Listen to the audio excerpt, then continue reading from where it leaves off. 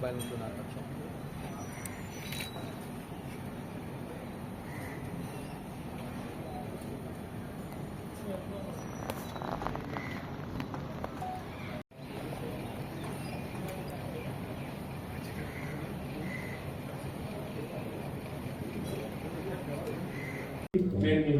કઈ રીતે ધમકીનો સંદેશો હતો, ક્યાંનું હતું, એમાં આગળ શું કાર્યવાહી છે, ફરિયાદ નોંધી છે, શું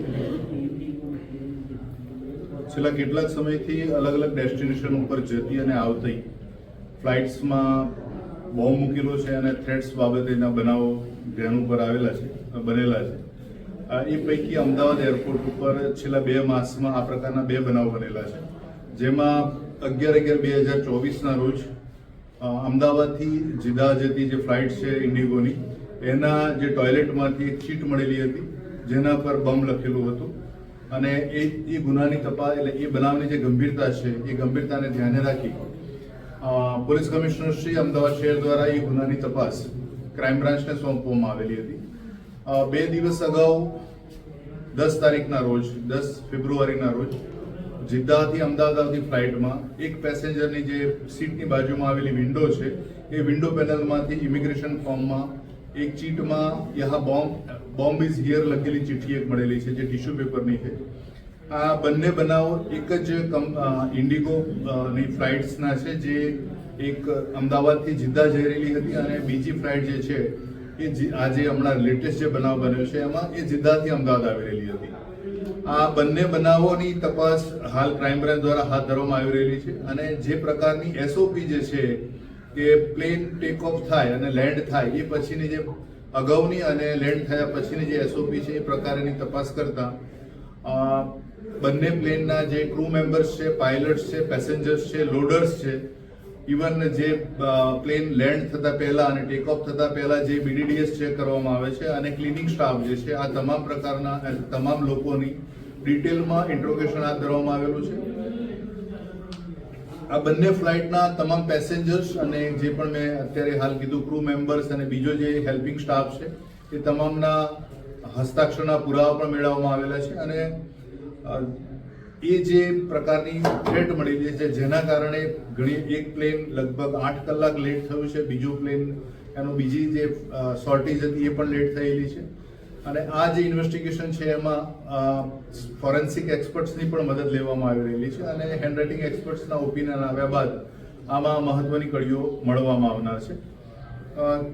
જે અલગ અલગ પ્રકારે શક્ય એટલા તમામ પ્રકારના જે એના આયામ જે છે કે કોણ મૂકી શકે આ ચિઠ્ઠી અથવા તો એના ઉદ્દેશ્ય શું છે એ પણ આ તપાસમાં આવરી લેવામાં આવેલા છે.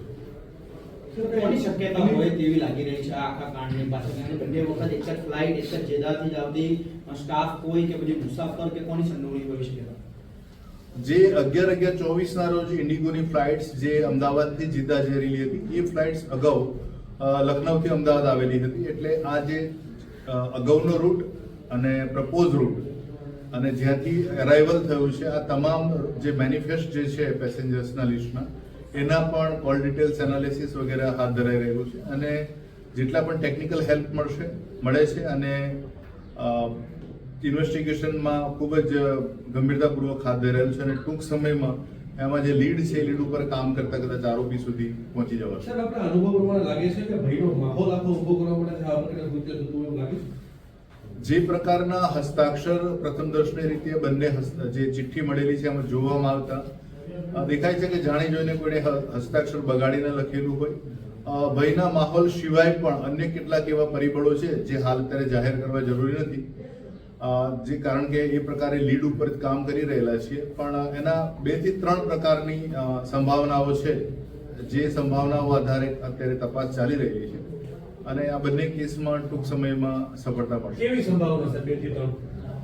કારણ કે આ જે પ્લેન્સના બંને પ્લેન જે છે એના જે પ્રીવિયસ જે સોર્ટેજ જે હતા એના ફ્લાઇટ્સના, દાખલા તરીકે જીદ્દાથી અમદાવાદ જે ફ્લાઇટ આવી છે તો એની જે એસઓપી છે કે પ્લેન લેન્ડ થયા પછી એનું ક્લિનિંગ થાય છે, એનું BDDS ચેક થાય છે અને ત્યારબાદ એના સર્ટિફિકેટ્સ અથવા તો એ લોકોના જે પણ પ્રોસિજર પ્રમાણે ઓકે આપવામાં આવે ત્યારબાદ જ પેસેન્જર પ્લેનમાં બેસતા હોય છે. એ જ પ્રકારે પ્લેન જ્યારે લેન્ડ થાય ત્યારે પણ આ જ પ્રોસેસને ફરીથી એના અમલમાં મૂકવામાં આવે છે. પ્રથમ BDDS ચેક થાય છે, પછી પ્લેન ક્લિનિંગ થાય છે અને આ અરસામાં જ આ બંને વખતે આ ચિઠ્ઠી મળી ધ્યાન ઉપર આવેલી છે. એટલે એ જે પ્રકારે આ જે ચિઠ્ઠી મળવી પ્લેનમાંથી, તો એ જ સંભાવના રહે છે કે કાં તો પેસેન્જર, કાં અંદરના ક્રૂ મેમ્બર્સ, અથવા તો ક્લિનિંગ સ્ટાફ, અથવા તો લોડર, આ પૈકીના જ કોઈ વ્યક્તિ હોઈ શકે, અન્યથા કોઈ હોઈ શકે નહીં. એટલે એ દિશામાં, અલગ અલગ દિશામાં અત્યારે હાલ તપાસ ચાલી રહી છે. બંને ચિઠ્ઠીના હસ્તાક્ષર એક સરખા છે. ના, બંને ચિઠ્ઠીના હસ્તાક્ષર એક સરખા નથી.